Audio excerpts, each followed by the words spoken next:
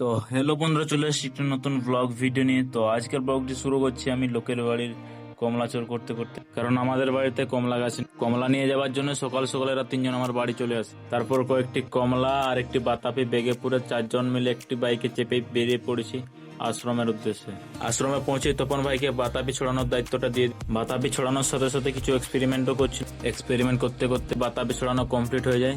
তারপর চিরঞ্জিত তার বাবার দোকান থেকে নুন, লঙ্কা সবকিছু নিয়ে আসে।